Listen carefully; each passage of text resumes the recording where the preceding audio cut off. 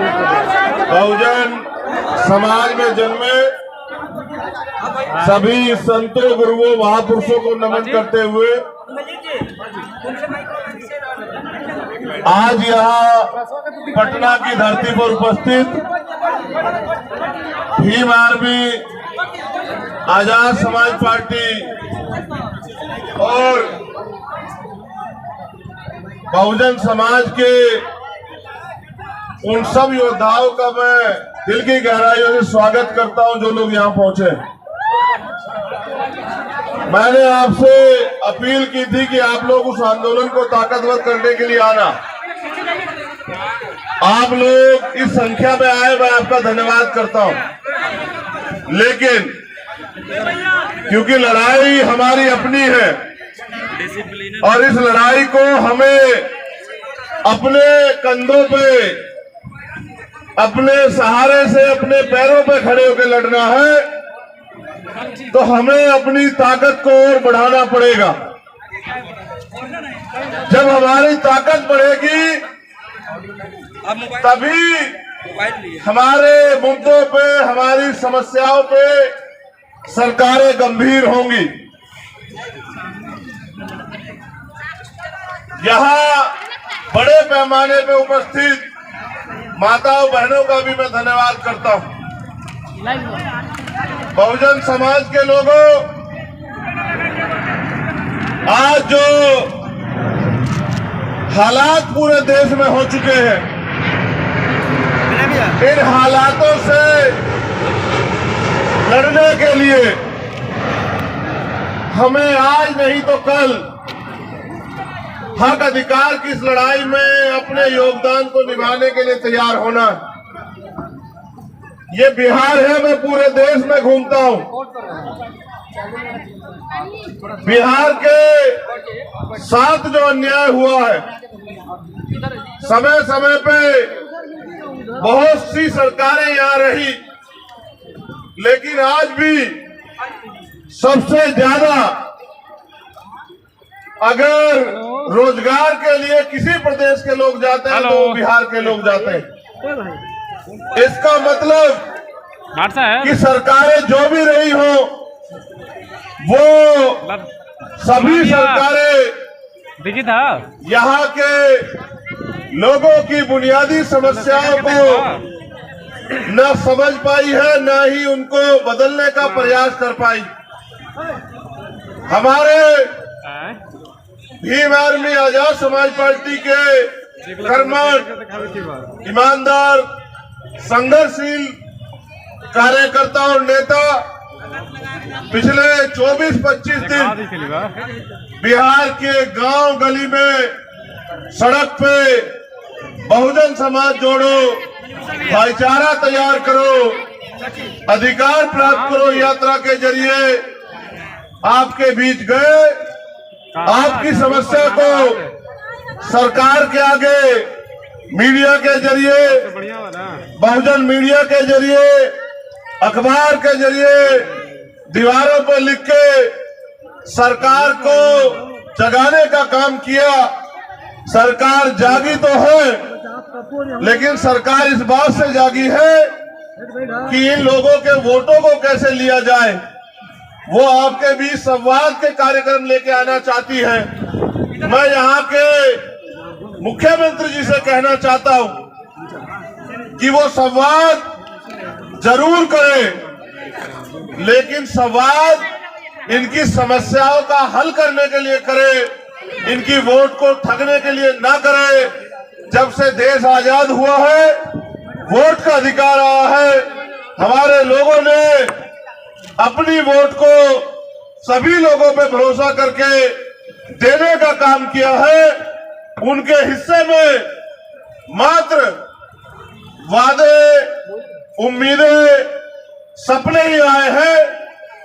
कई मांगे जो बहुत महत्वपूर्ण है, जो मेरे सामने भी रखी गई, यात्रा में जिन पर चर्चा हुई, मैं बहुजन मीडिया के साथियों का भी धन्यवाद करता हूं। मुझे उम्मीद है, क्योंकि ये पटना है, यही बराबर में मुख्यमंत्री जी की पार्टी का कार्यालय है, विपक्ष के भी कार्यालय है, जो सहयोगी साथी है सरकार के उनके कार्यालय भी है, तो शायद उन तक मेरी आवाज जाएगी और हो सकता है आपकी ताकत को, आपकी वोट को, आपके संघर्ष को ध्यान में रखकर हो सकता है कि वो आपके मुद्दों को सुनने का,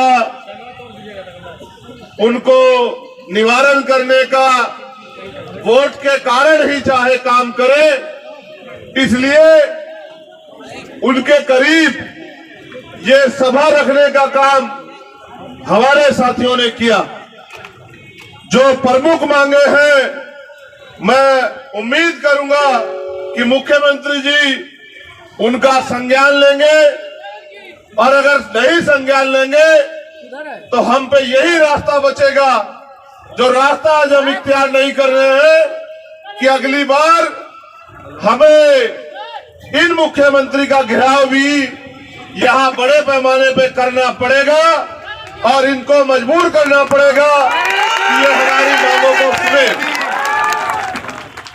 हमारी सबसे प्रमुख मांग है, 22,000 से ज्यादा मामले एससी के यहां लंबित है। एससी आयोग का गठन यहां हो जाना चाहिए था। सरकार की नजरों में ये कोई बड़ी समस्या नजर नहीं आई, इसलिए उन्होंने आयोग का गठन नहीं किया।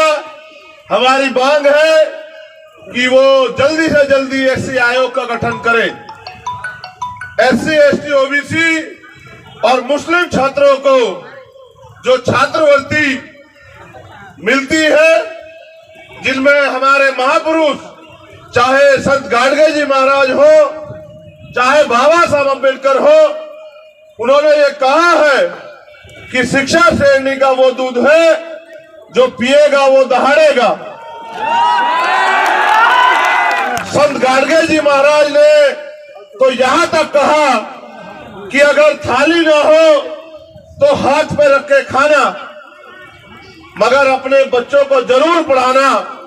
एक तरफ सरकारी स्कूल है जहां पढ़ाई के नाम पे मजाक हो रहा है, एक तरफ प्राइवेट स्कूल है जिनकी महंगी फीस है, फिर भी जो छात्रवृत्ति हायर एजुकेशन में या +2 के बाद हमारे लोगों को मिलती थी, या ऐसे निचले की क्लास में मिलती थी, जिसका 60% पैसा केंद्र सरकार देती है और 40% पैसा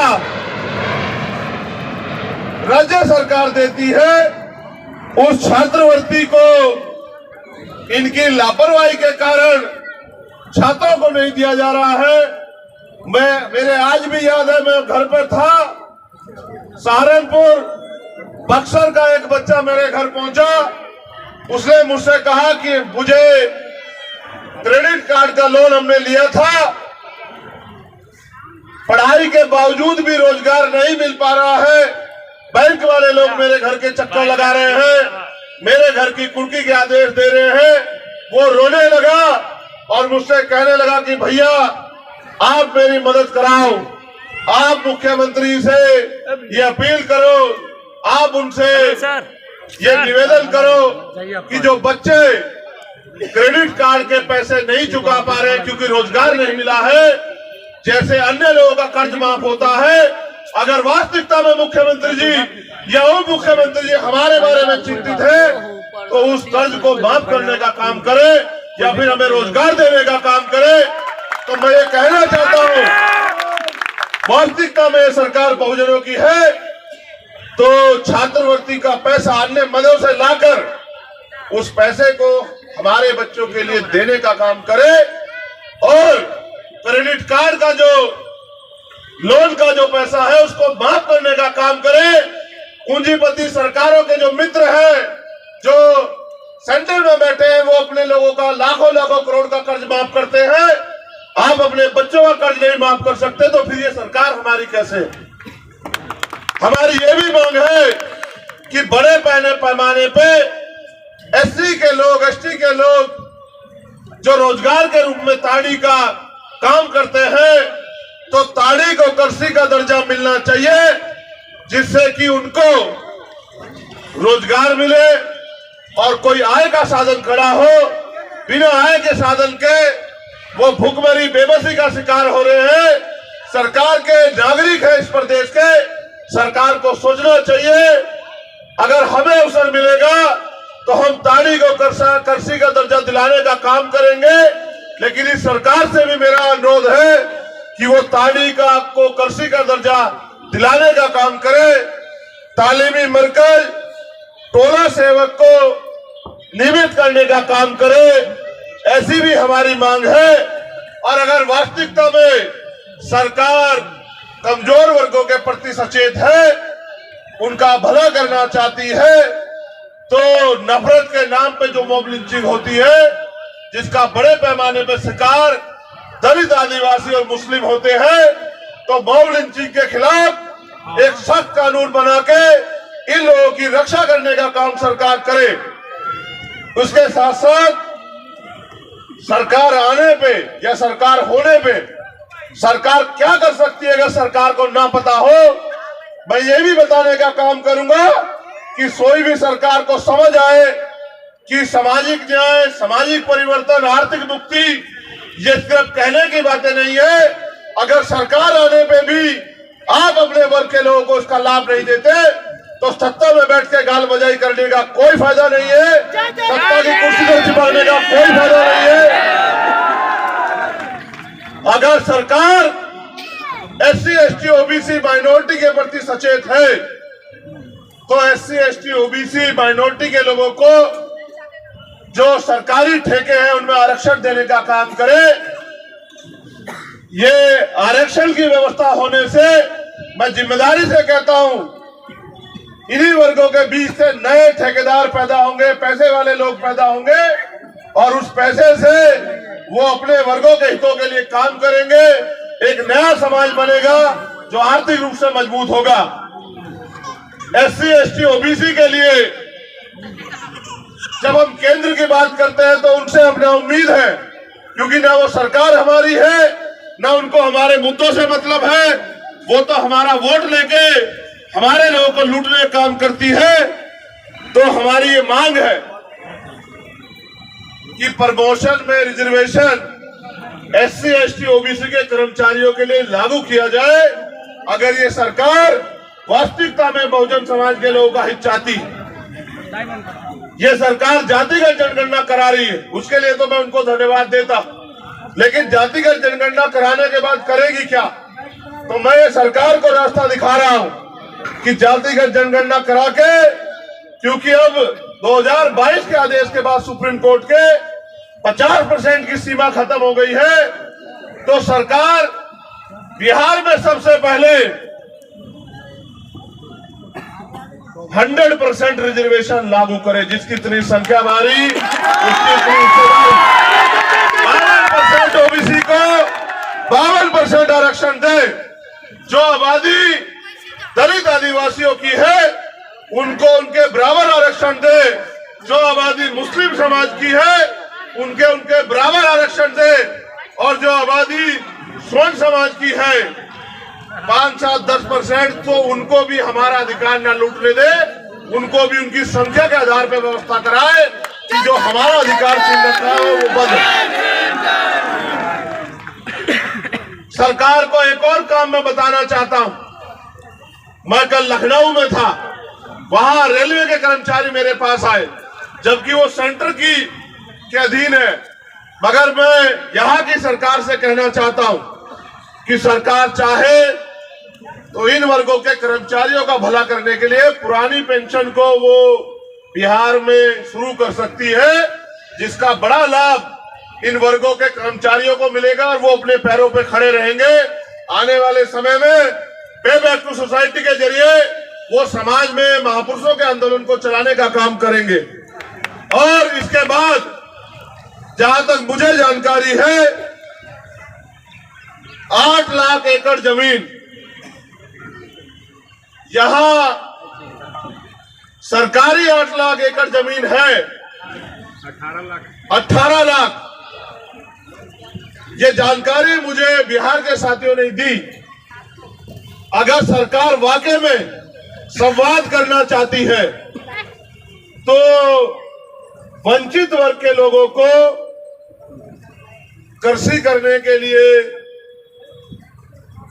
घर बनाने के लिए, क्योंकि आपकी कई योजनाएं गरीबों का घर छीन रही है। जो 33 साल से लोग बसे हुए हैं बक्सर में, उन्होंने मुझे आके बताया कि सरकार योजना चला रही है, बहुत अच्छी बात है, लेकिन अपने लोगों के घर उजाड़ के तालाब बना के कौन सी योजना आप चलाने का काम कर रहे हैं। इसलिए अगर सरकार करना चाहती है, आज आपके पास मौका है। उस जमीन को, क्योंकि हमने उत्तर प्रदेश में देखा है, मान्यवर काशीराम साहब कहते थे कि जो जमीन सरकारी है वो हमारी है, तो उस जमीन को गरीबों में बांटने का काम करे, जिससे ये गरीब खेती या अन्य कोई रोजगार करके अपने पैरों पे खड़े हो। आपके पास मैंने कई रास्ते आपको दिखाए। आप देश की सत्ता में भी जाने की बात करते हैं, ऐसी चर्चाएं भी हैं, लेकिन जब आप मुख्यमंत्री बनकर अपने प्रदेश में काम नहीं कर सकते तो देश की सत्ता पे आपको कौन बिठाएगा। यही वर्गों के लोग वोट के आधार पे वोट देके तय करते हैं कि देश की सत्ता पे कौन बैठे। ये ठगे गए हैं। लेकिन अब भीम आर्मी आजाद समाज पार्टी के जरिए हमारे नेता कार्यकर्ता गांव गांव जाके हमारी मां बहनों को, बुजुर्गों को, नौजवानों को समझाने का काम कर रहे हैं। अब ये ठगे में नहीं आएंगे, अब हम मांगेंगे नहीं। ये लड़ाई हिस्सेदारी की है। तो मैं आपसे अपील करता हूं कि यहां से जाने के बाद मेरे साथियों, सोना मत। हमारे नेता भाई जौहर आजाद जी, अनिल प्रधान जी, रवि कुशवाहा जी, अमर ज्योति जी, अबूजर खान जी और तमाम नेता, निशान जी, वो सब लोग, अमित पासवान जी बहुत मेहनत करते हैं, आपके बीच में रहते हैं, हर अन्याय का सामना आंख से आंख मिला के करते हैं, आपकी आवाज को उठाते हैं, उनके हाथों को मजबूत करने का काम करना, उनकी ताकत बनने का काम करना, उनको आगे बढ़ने के लिए उनके साथ खड़े रहना। तो आपके अधिकारों पे कोई डाका बिहार में नहीं डाल पाएगा, ऐसा मेरा मानना है।